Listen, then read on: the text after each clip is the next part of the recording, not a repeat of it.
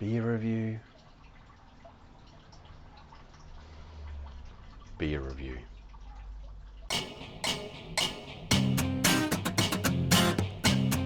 Beer nerds, welcome back to Beer Reviews with the B-Sides.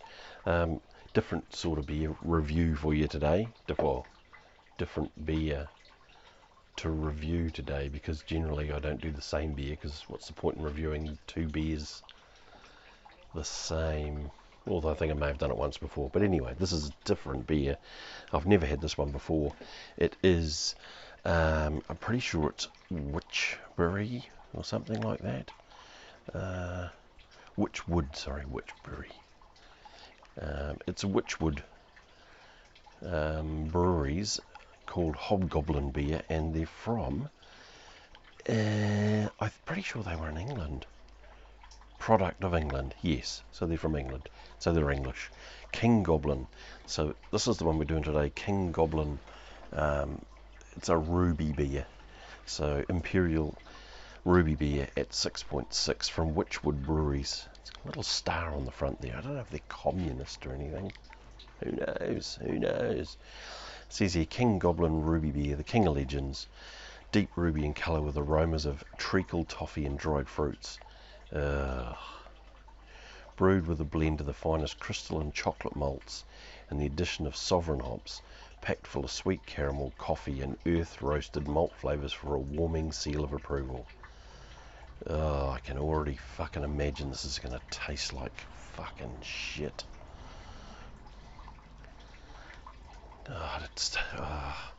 Although I've had some of those like fucking scarlet beers before, and red IPAs and all that sort of shit, and they're not too bad. But crystal and chocolate malts, fucking chocolate, I fucking hate chocolate flavoured beer. Sweet caramel, coffee and earthy roasted malt flavours. I'm picking this one's probably one of those beers that you should serve at bloody room temperature, like the Brits seem to do. Drink their beer like it's just come out of a fucking warm oven. But I'm not, because it's fucking hot here today. There's not a lot of sun around, but it's fucking hot, and so I'm going to have my Imperial ruby beer, 6.6%, in a fucking cold glass that's just come out of a cold fridge, and we'll see how we go.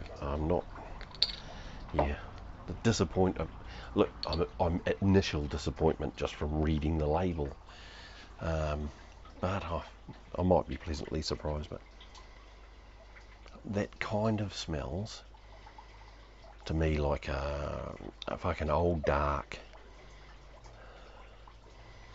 Yeah, for you fucking non-Kiwis amongst the audience, an old dark is a Spates brew from Spates Brewery in the South Island, and it's a very, very dark roasted beer, and it fucking tastes horrible.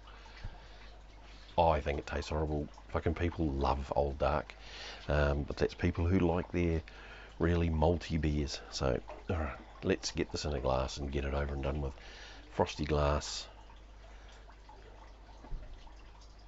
Oh, it's not as dark as I thought it was going to be. It's it's red, so it's like a red beer. It's like a red beer, and we're getting. I suppose it could be similar to a Kilkenny. Could be similar to a Kilkenny, which is they're an Irish. I think that's a fucking Irish cream ale, but this is not a cream ale, but it does kind of have the smell of a Kilkenny. Now this was $6.99, $7, something like that at Liquorland. So yeah, good price, I suppose, for 500, and it doesn't smell too dissimilar. I guess you'd say dissimilar to a Kilkenny. Right, so let's get into the smell. So It does smell fruity, like stone fruit, dried fruits, that sort of thing. There is that smell there, I guess, and they say that on the back of the thing. I think, yeah, dried fruit, treacle, toffee, maybe treacle, maybe toffee. Yeah, I just get a lot of yeah, the malt is there. I can smell malt, which is kind of, I guess, kind of treacle. I don't know, fuck, do I know? But anyway, let's try it.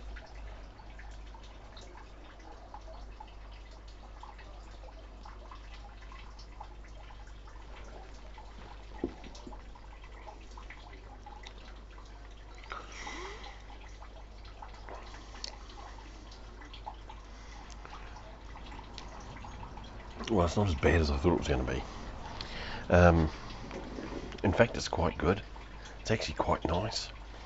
Um, it's a bit of a difference to like your IPAs and your your hazies and that sort of thing that we're getting into at the moment. It's a lot different to that. It's more your classic styling, I suppose. Classic style beer. It's got a bit of bite that comes in there right at the end, but initially it's fairly sweet, not sweet, but not bitter. Fairly sweet, and it's got some interesting tastes in there.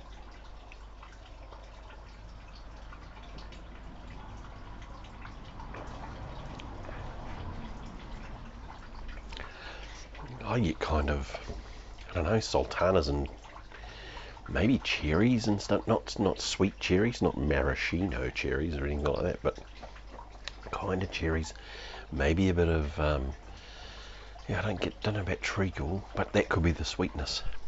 This is, wow, I'm fucking pleasantly surprised. A ruby beer. So King Goblin Imperial Ruby Beer, 6.6 from Witchwood Brewery. $7 ish for a 500 at Liquorland.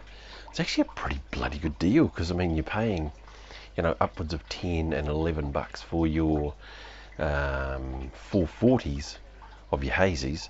So here you're paying 7, or maybe $7.99. I think maybe $7.99. So yeah, $8 at the very most for a 500 of an actually really decent beer. The comparison I had to Spates Old Dark right at the start there, not even not a patch on it. This is well exceeds the flavour of a Spates Old Dark, but you Spates Old Dark drinkers will fucking no doubt argue with me, saying that Spates Old Dark was fucking came out of the sacks of God, and God knows why. But yeah, those people that drink Spates Old Dark think that. But give this one a nudge. King Goblin from Witchwood. Very, very impressed with their Imperial Ruby Beer. Yeah, there you go. It's another beer review from the Beer Sarge.